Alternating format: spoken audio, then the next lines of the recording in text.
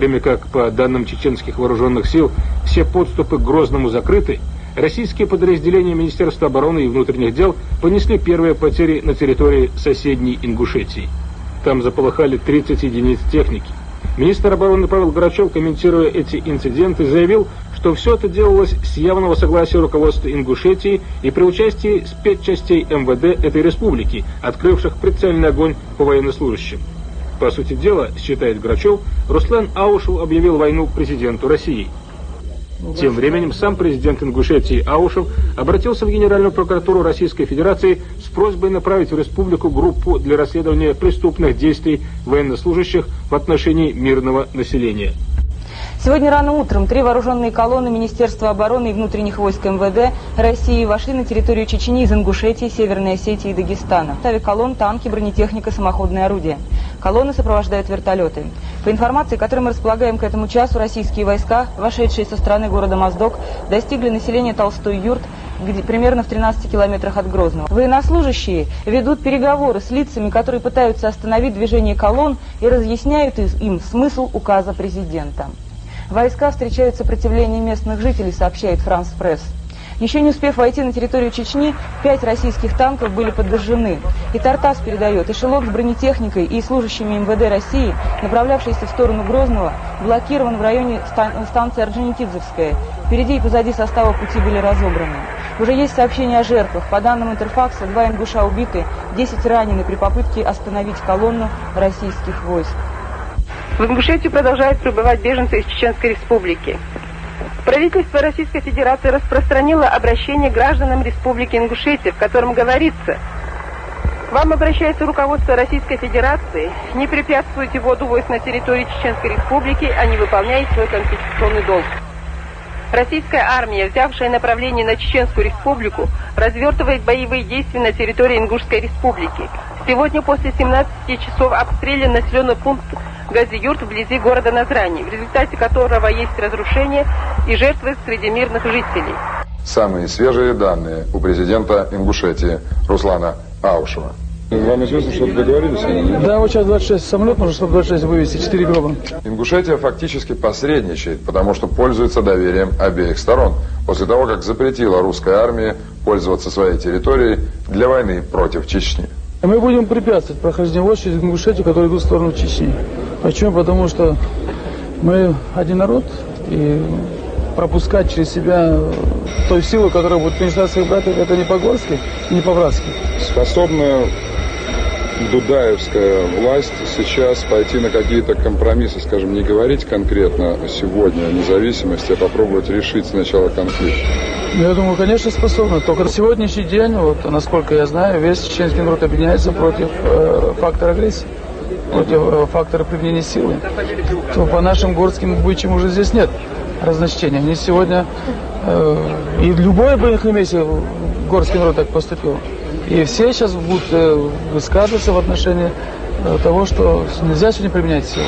Вместе с чеченцами без симпатии относятся к новой кавказской политике Москвы и другие горские народы. Особенно трудно приходится администрации Ингушетии. Насколько легко генералу Аушеву, президенту Аушеву удержать своих граждан в подчинении и в лояльности к России в тот момент, когда рядом с ними чеченцам трудно и они хотят прийти на помощь? Я думаю, что ему сегодня как раз таки тяжелее всех. Тяжелее всех. Тем более повода, фактов для того, чтобы Аушев говорил бы о том, что мы находимся в составе России, Россия о нас заботится и так далее. Этих фактов все меньше оставляют федеральные органы власти для Аушева тоже. Аргументов в защиту своей позиции, мужественной позиции. Может быть начаться такая маленькая, будем говорить, месть, которая будет выражаться в финансировании, будет в других вопросах поддержки той или иной стороны. Это все равно присутствует, это чувствуется. Но ничего страшного, с голода не умрем. Я думаю, что самое главное честь в этой ситуации. Вам известны абсолютно точные цифры о жертвах в Ингушетии вот на сегодняшний день, на четверг? На сегодняшний день, с момента прохождения войск с 11 декабря, на сегодняшний день 27 убитых из мирных жителей и 109 раненых. В населенном пункте, давайте вот так, в населенном пункте Аршты дважды его бомбили. Это первый раз было 5 убитых, второй раз 3 убитых, 8 убитых. Гази-Юрт первый раз его бомбили, там 3 убитых. И вот раненый Арштеб, Алкун верхний. А остальные были убиты при прохождении войск. Они с колонны вели огонь по людям, которые на дорогах находились, вдоль дорог. 100% жителей Ингушетии против войны в Чечне, и они морально и оказывают помощь. Сколько здесь находится? Порядка, в самые тяжелые дни было до 120-130 тысяч беженцев на территории Ингушетии. Оказывали помощь, и сегодня оказываем помощь, и сегодня сделаем все. И мы, конечно, а как ты? От своего брата откажешься, что ли? Не откажешься никогда от своего брата. И я не знаю такого человека или такой народ, который от того, что ему стало плохо, и тут же отказаться. Войска шли на Грозный через Ингушетию. Местное население, как и в 1992 году, не встречало их цветами, но и было не в состоянии оказать сопротивление. Аушев требует от жителей республики соблюдать спокойствие, прекрасно понимая, что один неверный шаг, один шальной выстрел даст повод для втягивания в войну Ингушетии. В первые дни войны Ингушетия приняла на себя удар. В республику потянулись вереницы беженцев из Чечни. Аушева в Москве стали обвинять в том, что на территории республики создаются специальные лагеря для укрытия чеченских боевиков. Российские политики не раз твердили о том, что Ингушетия, объявив нейтралитет в Кавказской войне, на самом деле его не соблюдает. Участие в грозненских событиях ингушей в конце 94-го, начале 95-го года окончательно убедило Москву в том, что ингуши не остаются в стороне, помогают братскому войнахскому народу. На Заране никто и не отрицал факт участия в боевых операциях в Чечне ингушских бойцов. Убедить весь народ не брать в руки оружие было невозможно. Я хочу вот что сказать. Истинную правду от вот этих пацанов посылают на войну.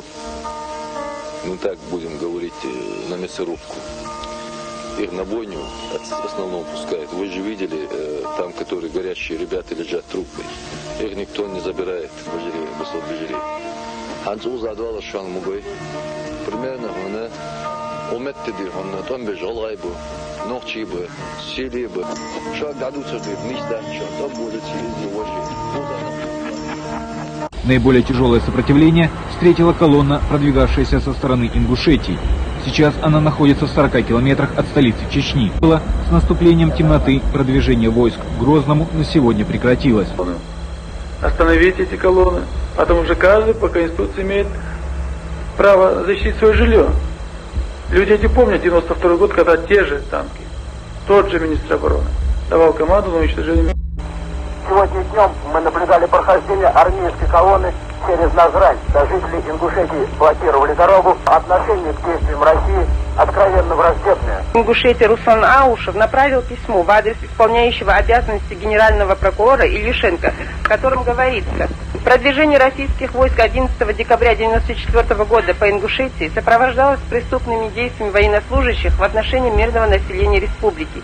Огонь авиации и стрелкового оружия повлек человеческие жертвы и потери. Убито 5 граждан, ранено 15. Разрушено 6 домов и мечеть. Прошу незамедлительно направить для расследования указанных преступлений группу из числа работников Генеральной прокуратуры Российской Федерации. Парламент Республики Ингушетия направил телеграмму в адрес первых руководителей России, в которой в частности говорится: парламент Республики Ингушетия настоятельно просит принять срочные и исчерпывающие меры по обеспечению безопасности населения республики, мирному решению проблем. Ингушетию, едва справляющуюся с грузом нерешенных проблем, среди которых особенно остро стоит проблема возвращения 70 тысяч беженцев и десятков заложников, коснулась еще одна война, на этот раз направленная вроде бы и не против нее. Об этом говорили на митинге жители близлежащих от Назрани населенных пунктов.